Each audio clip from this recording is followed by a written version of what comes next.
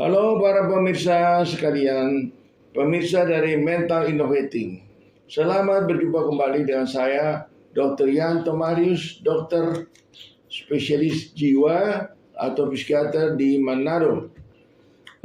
Untuk edisi kali ini adalah edisi yang ke-32. Artinya sudah 32 video yang tampil ya.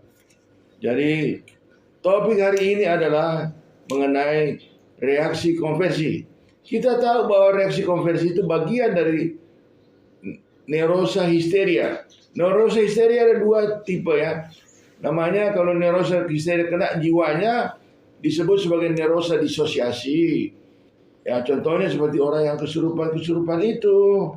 Nah kalau kena fisiknya namanya neurosa konversi. Karena waktunya singkat, hanya 1-2 minggu, namanya reaksi konversi. Jadi kita akan bahas mengenai reaksi konversi malam ini, di mana saya akan memberikan contoh-contoh kasus dari ruangan praktek yang nyata.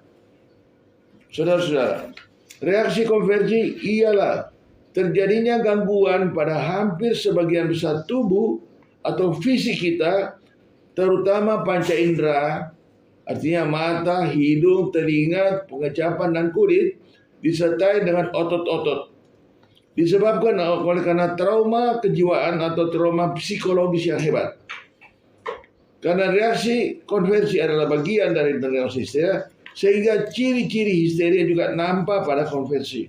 Ya, yang diderita umumnya pada wanita remaja muda.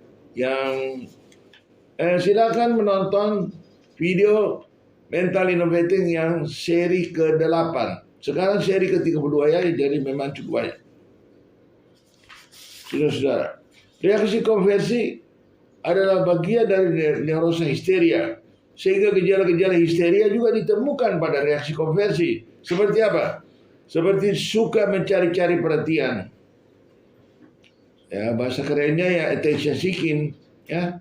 Dari ucapannya yang aduhai, berdandang yang glamor-glamor, norak cerah-cerah, dan aksesoris. Aksesoris misalnya dandangannya, lipstiknya, keningnya, bulu alis. Ya, jari tangannya mungkin pakai dari 8 jari 4 cincin kiri kanan 4 cincin ini tinggal ini. Mungkin gigi emas juga, ya. Jadi itu namanya aksesoris, ya. Bersifat manipulatif. Manipulasi artinya suka berbohong. Jadi berbohong tidak mengatakan yang sebenarnya. Mendramatisasi, menganggap hidup ini sebagai sandiwara, theatrical performance atau dramatisasi. Ya. Guna memperjelas uraian dari reaksi konversi, maka saya akan memberikan 4 contoh dari ruangan praktek. Seorang guru, seorang calon sarjana sudah menikah dan punya anak 1, mendapatkan penghasilan dari mengajar les private pada murid-murid SMA, les matematika, les fisika, les bahasa Inggris, dan lain-lain.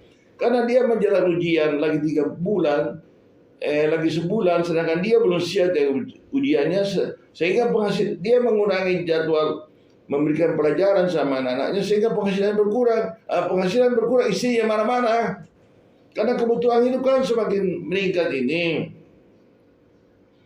Tiba-tiba oleh satu sebab, pertengkaran kecil, lantus dia lumpuh. Nah, lumpuh digotong ke ruangan praktek saya. Sesudah saya pastikan diagnosis bahwa ini suatu kelumpuhan konversi atau conversion paralysis, maka saya suruh keluarga keluar. Dan saya berdua, Pak, katakanlah ayah, itu sembarang saja, Alex, Arnold, dan sebagainya. Katakanlah Alex ya, Alex, Anda ini begini, jadi saya akan suntik Anda harus segera sembuh. Di ruang ini sekarang. Dia digotong, masuk ke dalam ruang praktek, sambil keluarga semua, saya suntik akan sakit. Padahal saya suntikan di pertengahan di sini ada nervus ischiaticus, saraf ischiaticus dari pertengahan paha ini menjurur ke kaki, kedua kaki. Ya disuntik cuma air saja, aquades saja. Disuntikan tapi sedikit dekat-dekat nervus, sehingga nyeri. Aduh, dia menjerit, aduh sakit, iya. Obatnya bagus bekerja. Kalau tidak, nanti dibawa ke rumah sakit umum, masukkan ke bagian saraf untuk perbaikannya ya. Sesudah tes-tes neurologis, kakinya menendang, angkat semuanya, sehat adanya. Nanti. Jadi, kemudian dia turun dari tempat tidur, silakan berjalan. Dia tertatih, awas jatuh nanti bisa patah kaki. Jadi berjalan mondar-mandir dari perlahan sampai baik dia.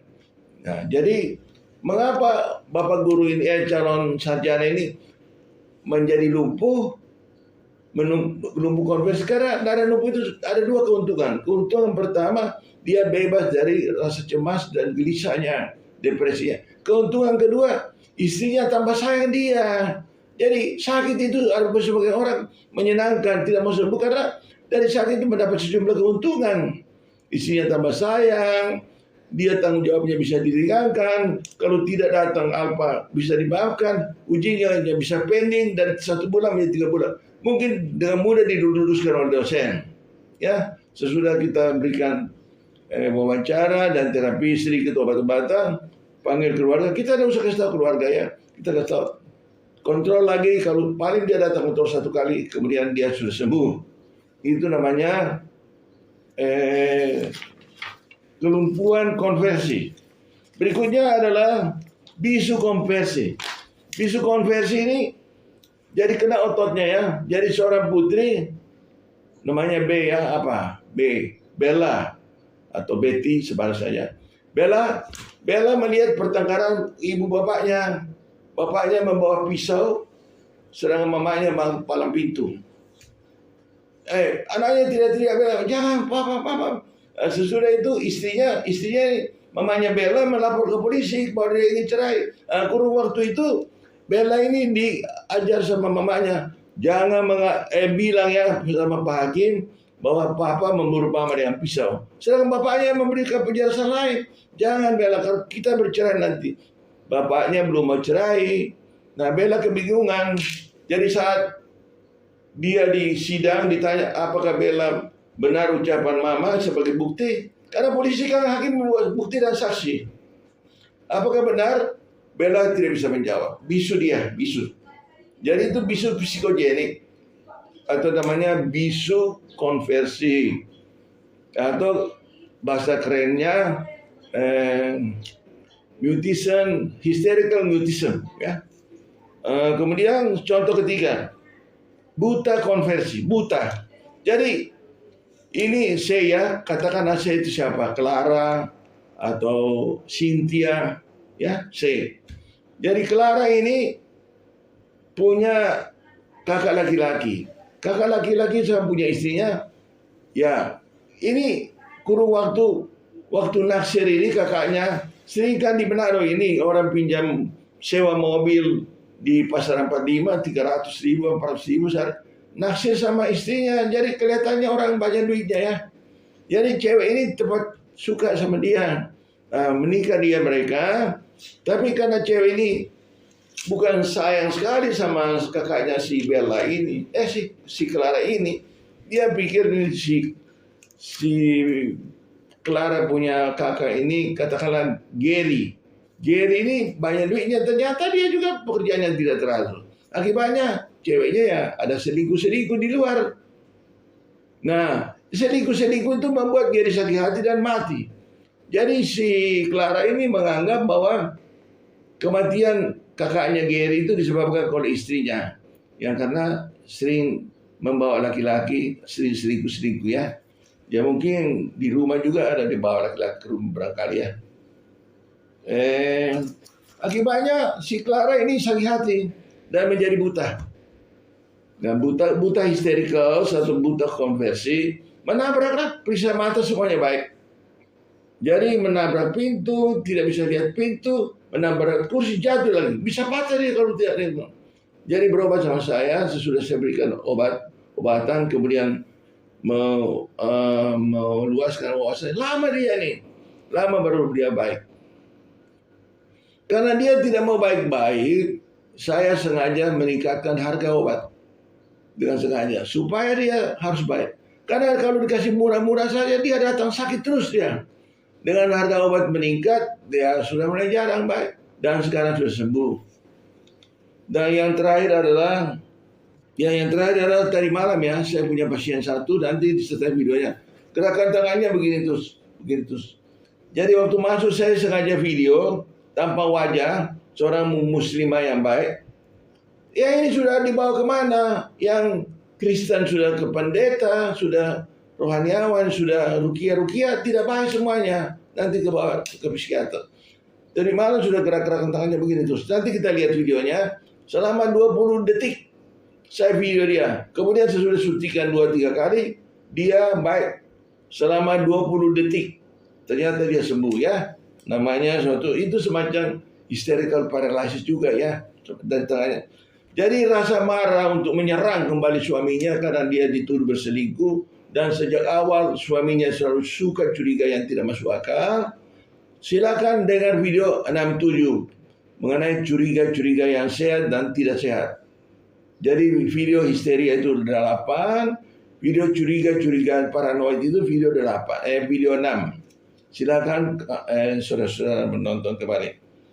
Itulah namanya reaksi konversi yang kita bahas hari ini, yang dimana peranan jiwa begitu penting sehingga memberikan pengaruh pada tubuh, bisa menyebabkan buta, bisa menyebabkan bisu, bisa menyebabkan tuli, namanya tuli psikogenik.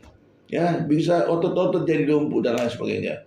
Jadi semoga penjelasan ini dengan contoh kasus saudara-saudara bisa mengerti. Saya kira cukup, nanti kita lihat video dari pasien saya tadi malam ya. Sekian sampai jumpa minggu depan. Terima kasih. Iya.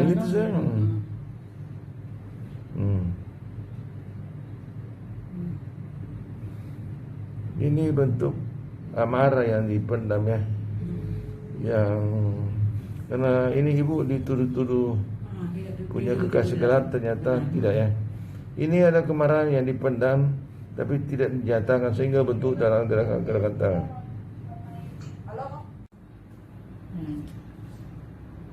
Ya sudah baik ya, sampai suntik 3 kali. Bagaimana ibu rasa? Sudah hilang ya? Mau disuntik sekali lagi? Biar enak ya, lebih enak ya? Oke.